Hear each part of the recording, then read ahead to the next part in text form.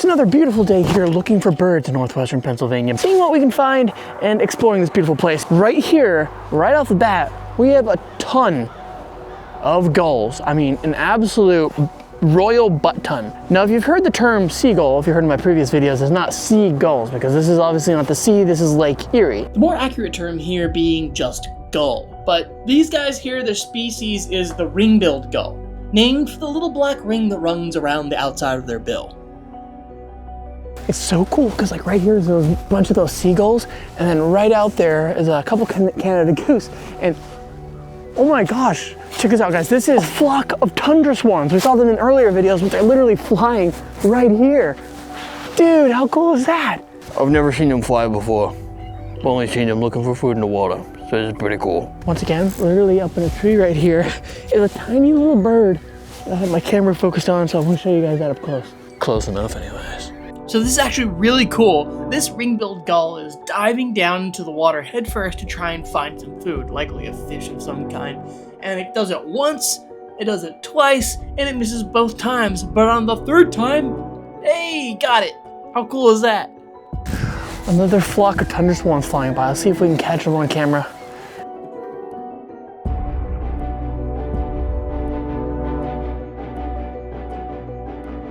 Tundra swans are big, heavy-bodied birds that can weigh anywhere upwards of 21 or some odd pounds. So watching them fly can actually be a lot of fun. And yet, despite their clumsy weight, they're still somehow incredibly graceful. I keep seeing tundra swans flying by, which is really cool because I've never seen so many tundra swans in my entire life. And they're literally speaking of literally right now, no wonder they keep flying by. Two go by, there's an entire flock out on the water here.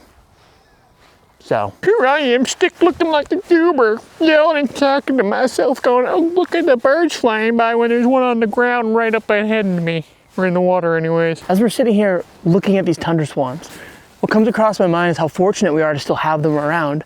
A lot of swan species similar, like the trumpeter swans, which look very similar, are considered to be endangered and at one point almost went extinct.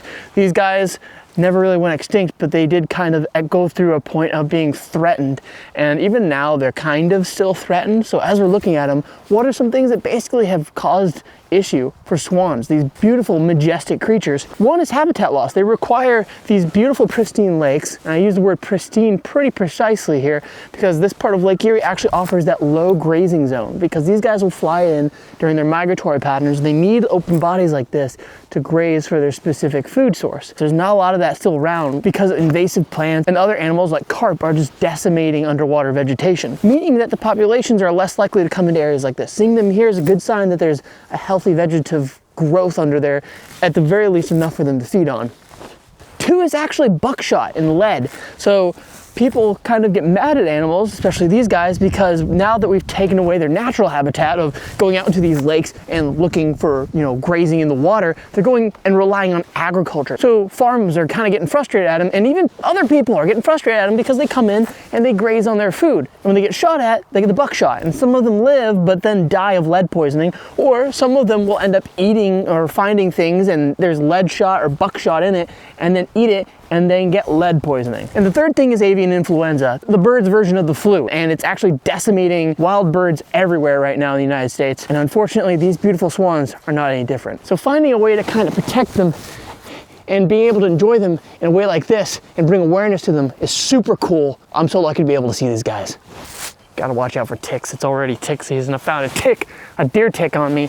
I don't want Lyme disease. Oh, look, another one. Oh, another. I love watching them fly because they're gonna just basically kind of look like white geese, but they fly so heavy because they're these big-bodied birds. You can hear them. Oh, there's another one. Dude, they're so pretty. God, you did good making those bad boys. A+. Moving on.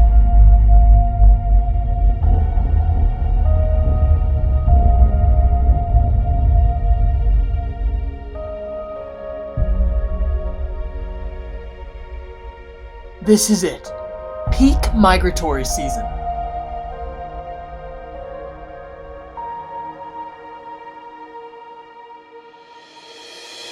Thousands of birds of all different species meeting as they cross paths to their summer homes.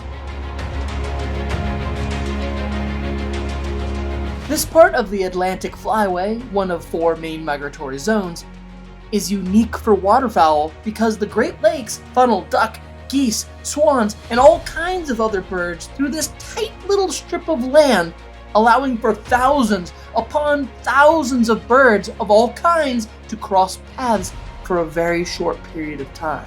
It's a wildlife phenomenon that everyone should experience. It's truly spectacular. Well, there's absolutely no way I'm gonna get a video of it, but there was a kingfisher just flew by, so that was exciting. I was not expecting to see you yet. What you doing here, bruh? Have you heard about the bird? Well, besides the fact that it is the word.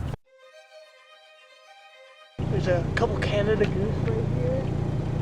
Oh, some hooded mergansers, the males and the females. The males have these beautiful hoods, and the females are still pretty, but they have these red hoods, which match a lot of the times the other 2 merganser species, the common and the red-breasted. The difference being that, oh, they're flying away now, that the females of the hooded merganser tend to be a bit more fluffy, more of a, I guess, fluffy hairdo. Oh, we got some mallards and what looks like some scops. Cool.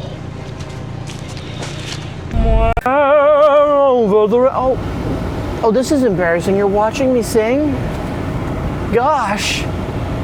Oh. So we've seen a lot of cool stuff so far, and I'm really hoping we find more. We're literally maybe halfway through, so we've seen what?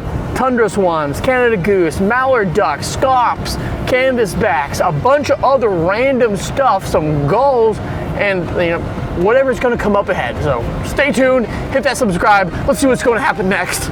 So I have good news and bad news. Good news is there are some really cool tundra swan butts out there. Bad news is my IBS is acting up. So, oh, I've been waiting for this shot for weeks. We got it, guys. We got some good shots finally. It's about time. I literally have been waiting weeks for this.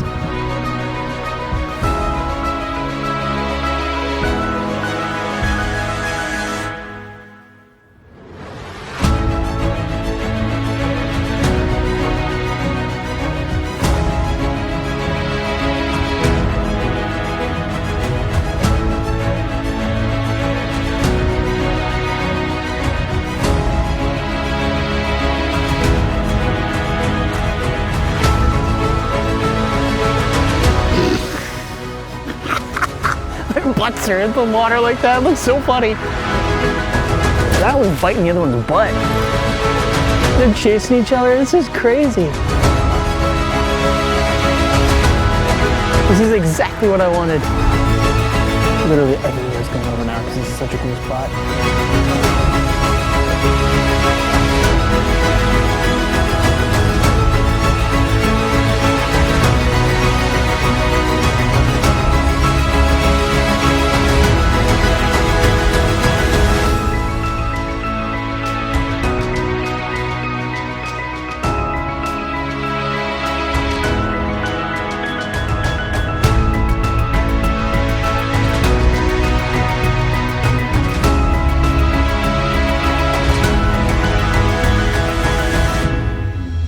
I know I keep talking about these tundra swans, but holy cow, so excited to get that good shot. Finally got an actual call, so I can actually let you guys listen to the tundra swans call it and double check to make sure it's not a trumpeter swan, but I'm pretty sure they're tundra swans. Be crazy though if they were trumpeter, but I'm pretty sure they're tundra. Okay, so for the record, the reason I was curious as to whether or not they were trumpeter versus tundra is they look very similar, and their calls are really what you want to listen to distinguish them, because they're physiologically very, very similar. And also, someone was, a lady and another dude were telling me they're trumpeter swans, and based on my research and what I know about trumpeter swans, they're pretty rare.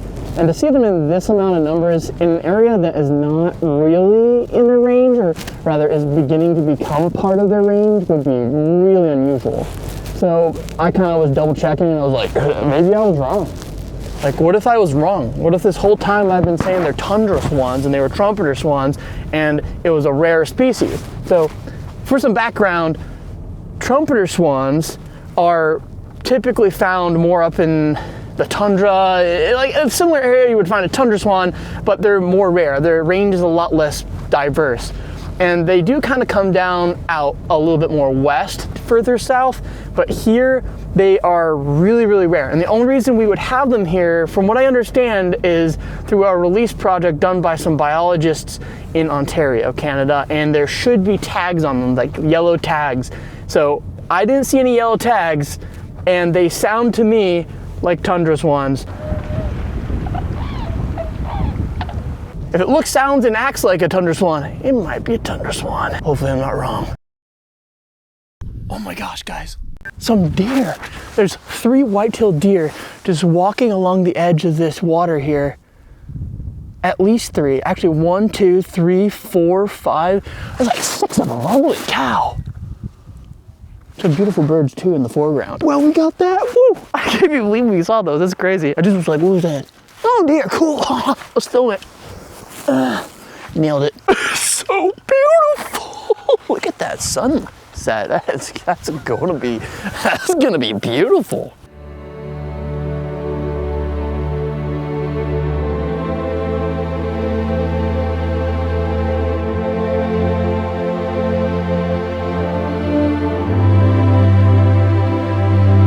It is so beautiful here in northwestern Pennsylvania. We have some of the most amazing sunsets, and I can't ask for a better way to end this video than this. We saw tundra swans, canvasbacks, hooded mergansers, Canada goose, mallards, and a whole ton of other birds that were just flying around everywhere, hard to keep track of. But most importantly, we saw the tundra swans up close after a long period of time of trying to get close to them. Gosh, that was awesome. My favorite part of the day, personally. In the comments below, guys, make sure you guys are putting in what your favorite part of this video is. And as always, guys, hit that like button and subscribe, hit that notification bell. And as always, keep it real, keep it wild, and I'll see you guys in my next adventures here on Real Wild Adventure.